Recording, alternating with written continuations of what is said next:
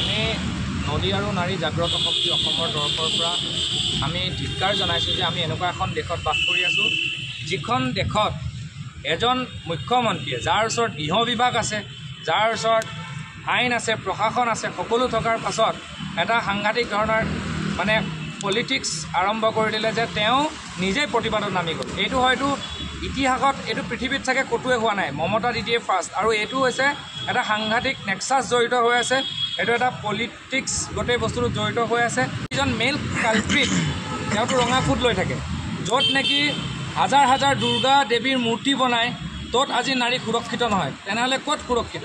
আমি মাক পূজা কৰি মাকে সন্মান দিব পৰা নাই, ভগ্নীক সন্মান দিব পৰা নাই।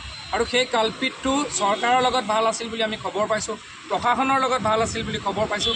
গতিকে তেনেকুৱা ধৰণৰ কালপিতবিলাকক অতি সোনকালে পুলিচে ধৰি ফুৰাবলৈ লৈ যাব লাগে। আমাৰ যেনেকৈ অসমৰ মুখ্যমন্ত্ৰীয়ে কিবা এটা হ'লে ফুৰাবলৈ লৈ যায় দোষীবিলাকক, অলপ বাদ বিচাৰ কৰি ফুৰাব লৈ যাবলৈ। আৰু মমতা দিদিয়ে এইবিলাক নাটক কৰিব নালাগে, এইটো খুব বেয়া কথা কৈছে। আমাক উচিত ন্যায় লাগে, অকল তেওঁৰ ক্ষেত্ৰতে নহয়, আমাৰ যিখিনি অভিনী লোক আমি সাঙুৰি দিছোঁ, আমাৰ যিখিনি নিৰ্যাতিত আছে সেই সকলোখিনিকে ন্যায় দিব বুলি আমি আশা ৰাখিছোঁ। আৰু আমাৰ নদী আৰু নাৰী জাগ্ৰত শক্তি অসমক আমি প্ৰত্যেকগৰাকী সদস্যক অলপ দিনৰ পিছৰ পৰা আমি শাৰীৰিক প্ৰশিক্ষণ দিম।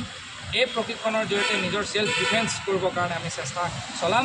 আমাক কোনোবাই হাঁহিব পাৰে, কিবা কৰিব পাৰে, কিন্তু আমি এইবাৰ কিন্তু নেৰিম। এনেকুৱা মানুহ পালে আমি ঠাইতে তাক কি কৰিম, যেতিয়া নাৰীয়ে কালিৰ ৰূপ ধৰে তেতিয়া গম পাব যে কি অৱস্থা হয়, আৰু সজাগতা বৃদ্ধি কৰিম।